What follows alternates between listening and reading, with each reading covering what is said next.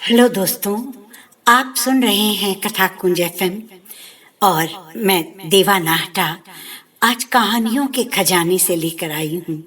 हमारे ही ग्रुप की सदस्य बेला पुनीवाला जी की लिखी हुई एक प्यारी सी रचना माँ की ममता।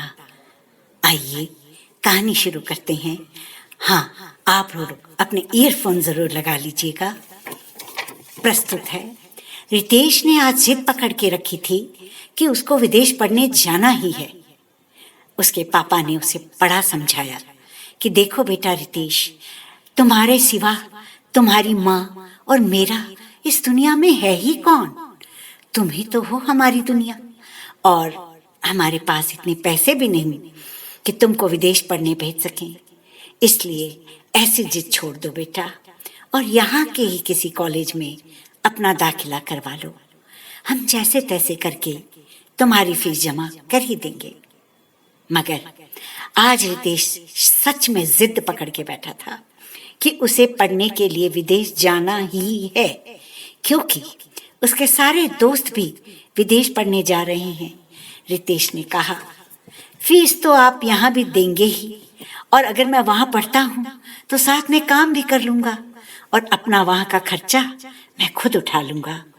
आप पैसों की फिक्र मत कीजिए, और अगर ज्यादा पैसे बचे तो आपको भी मैं भेज दिया करूँगा। आप माँ को समझा दीजिए कि रोना बंद कर दे और मुझे जाने की इजाजत दे दे। माँ हर छोटी सी बात को लेकर रोया करती है। अब मैं उनका छोटा सा बच्चा नहीं रहा, अब मैं बड़ा हो गया हूँ और अब मैं उस रोने से परेशान हो जाता हूँ। प्लीज आप ही उनको चुप करा दो, मेरी तो एक बात भी नहीं सुनती। रितेश की बात सुनकर उसकी माँ फिर से और भी ज्यादा रोने लगी। तब रितेश के पापा ने कहा कि शायद तुम सच्ची कह रहे हो। तुम्हारी माँ खामखा बात बात पर रोया करती है। मैंने उसको समझाने की बहुत कोशिश की, मगर उसकी आंखों से आंसू बहते ही जाते हैं। मुझे आज भी याद आता है वो दिन जब हमारी शादी के शुरुआत में तुम्हारी माँ को महीने नहीं चढ़ रहे थे और लोगों की खरी खोटी बात सुनकर रात को वो चुपके से रोया करती थी। फिर कुछ महीनों के बाद जब डॉक्टर ने कहा वो माँ बनने वाली है तो हमारी खुशी के भी वो रोया करती थी।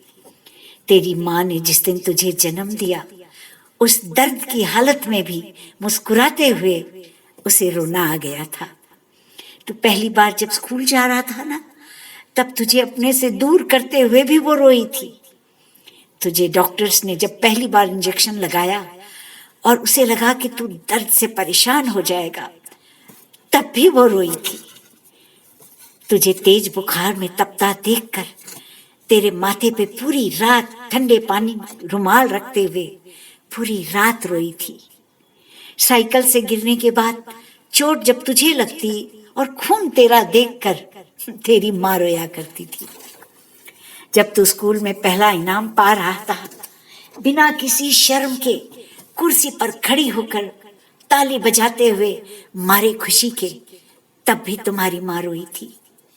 रात को तेरे सोने के बाद तेरे सिर पे अपना हाथ फेरते हुए तेरा मासूम सा चेहरा देखकर मन ही हम मुस्कुराते हुए तेरी माँ रोया करती थी।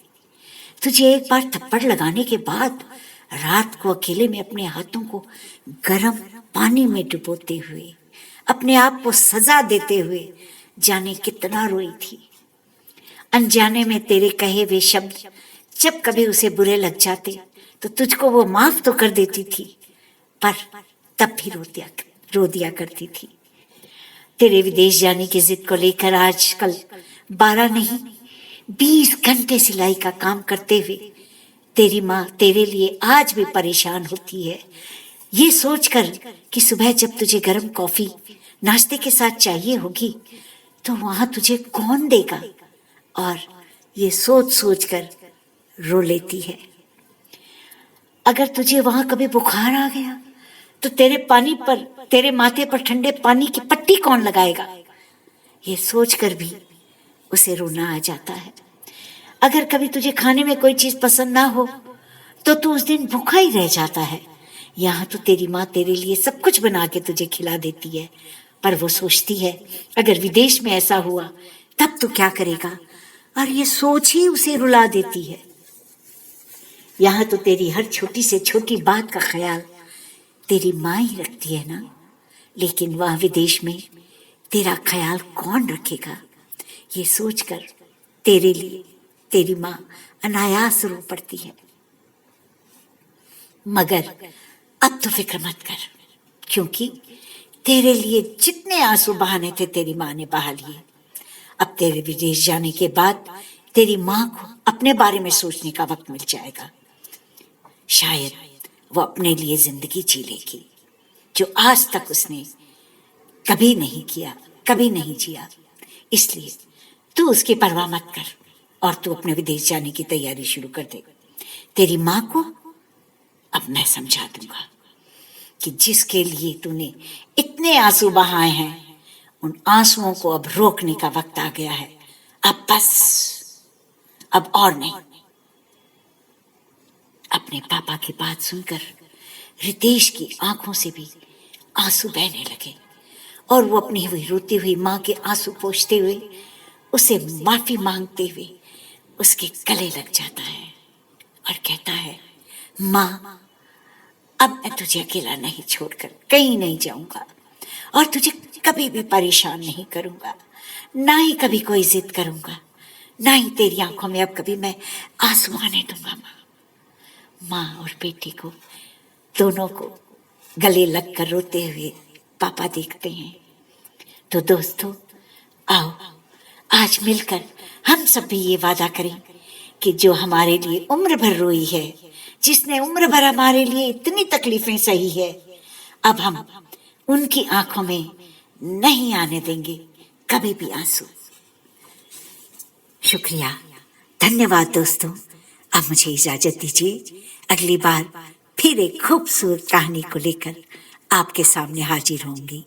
तब तक धन्यवाद।